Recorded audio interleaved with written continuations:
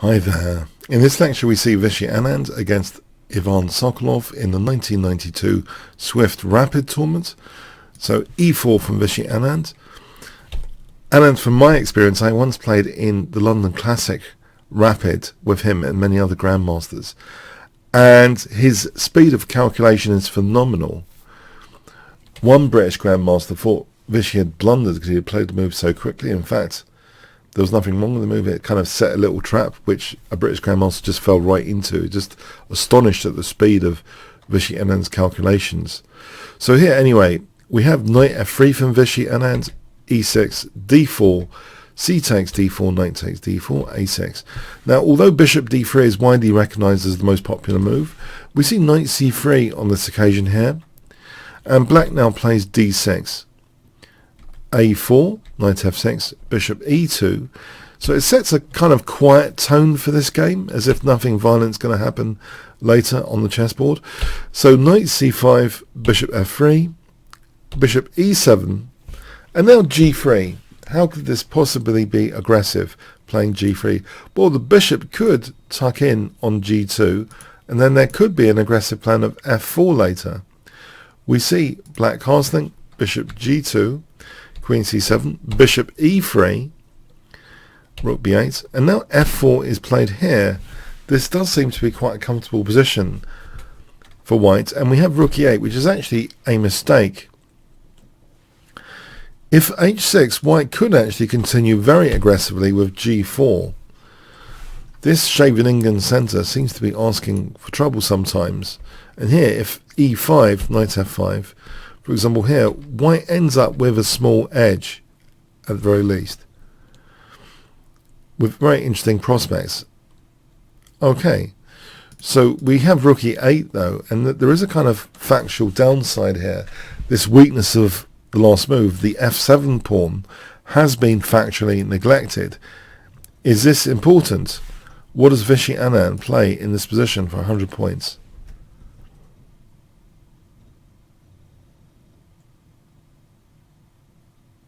Okay, e5, this really opens up this bishop. It looks like a glorious position.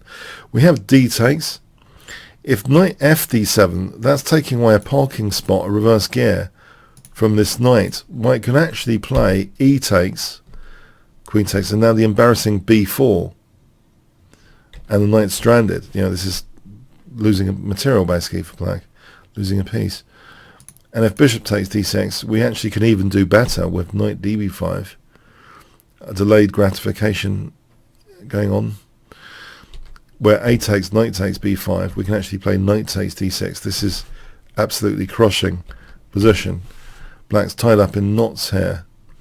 If queen c7, b4, for example here, there's a lot of pain being inflicted on the black position. Look at these glorious bishops. So, okay, d takes is played. F takes in. Looks as though, hold on, isn't this e5 pawn kind of weak? If black, by the way, had played queen takes e5, that runs into the skewer, bishop f4. And, you know, after queen h5, we can, for example, take the queen take off b8. So knight f d7 here. And, yeah, this is a curious position, to say the least. What does white actually want to do in this position? It does seem as though,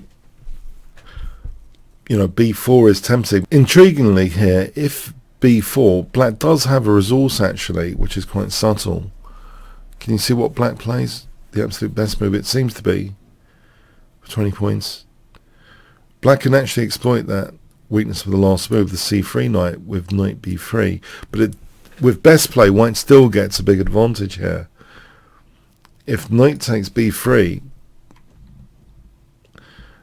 queen takes c3. But even here, yeah, there's very, very good ideas for white, including an idea from the game. I don't want to spoil the game too much. So the point is, yeah, that will be the best move. And if c takes, then actually black's kind of equal in a theoretical sense after queen takes c3. So, you know, maybe, you know, that needs to be factored in as a resource. So that emphasizes even more actually that b4 is not quite winning a piece in a clear-cut manner. So it reinforces the main line of the game. So for 200 points, what would you play in this position?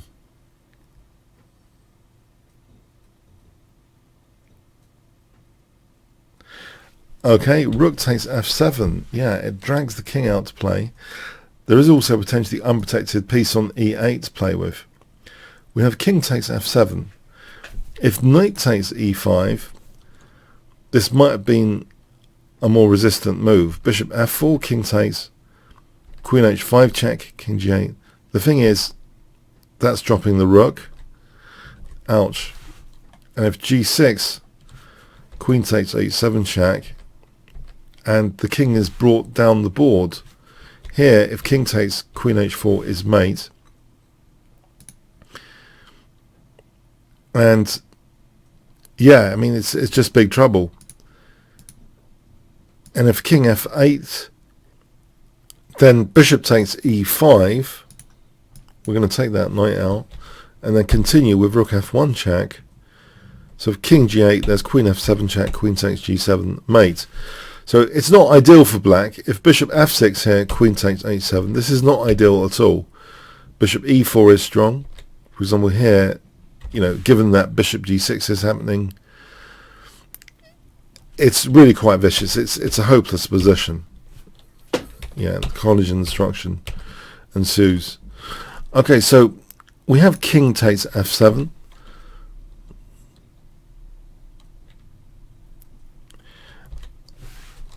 One more thing though, if queen takes e5, bishop f4, this situation, we're kind of winning the queen's stranded there. So that's not good if black has to give up the queen. There's check, and then b4, and then knight takes e6, brings the king out to play. For example, like this is a brutal line.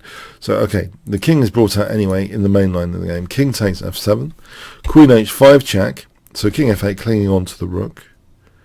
Rook f1 check, knight f6. So here again, if the king moves, then we're just going to take on e8, thanks very much, and then queen f7 check is actually a forced mate on the back row. So knight f6, e takes f6, bishop takes, and you'll notice here, yeah, black's in big trouble, you'll notice. But guess what Vishy Anand plays here? Really kind of crushing stuff. Okay, knight db5, gaining a kind of time attacking the queen. And also, there's pressure on c5 here. We have a takes, and funny enough, Vishy Anand played knight takes b5. Bishop takes c5, as you might suspect, is very strong. Yeah, if the king moves, we're taking on e8. If rook e7, this doesn't look right for black.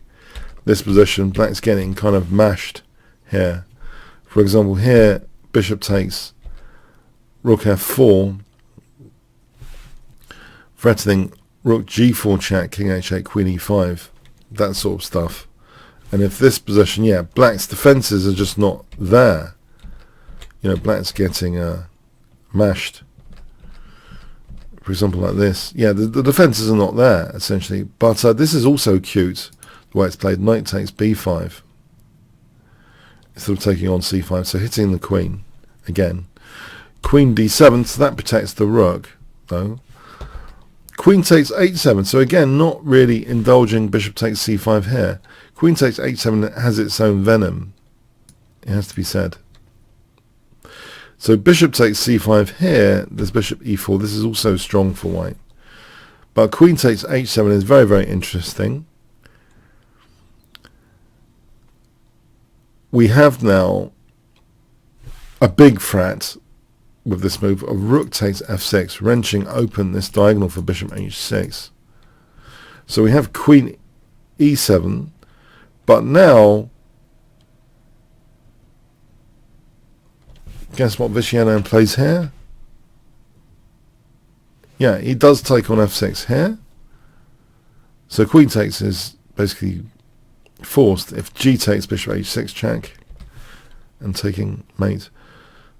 So queen takes, bishop takes c5 now, rook e7, queen h8 check, king f7, Knight d6 check, and this is the end of the game. If the game continued here with, say, king g6, then bishop e4 check, king g5, queen h4 is checkmate. Wow, a bit of a brutal game there. So let's recap. Yeah, it looked like a positional start to the game. It's like the whole attacking strategy has been disguised by the opening as if white's playing positioning, until we start to realise after f4 there are some real dangers here. After e5, this f-file, this semi-open f-file, combined with that weakness of the last move, the factual downside of weakening f7, is the key consideration here. Not trying to win material, but trying to expose and bring out the king with rook takes f7.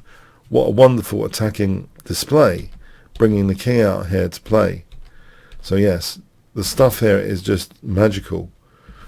Absolutely magical. So yes, liabilities on c5, which could have been tapped into here, but knight takes b5 is also pretty devastating. You know, big threats like rook takes f6. So a really amazing, crushing tactical display, showing how dangerous Vishy Anand is, especially on the rapid time limits. So yeah, knight d6 was the end point of the game. Wonderful stuff, inspirational in my view. I hope you enjoyed this game as much as me. Thanks so much.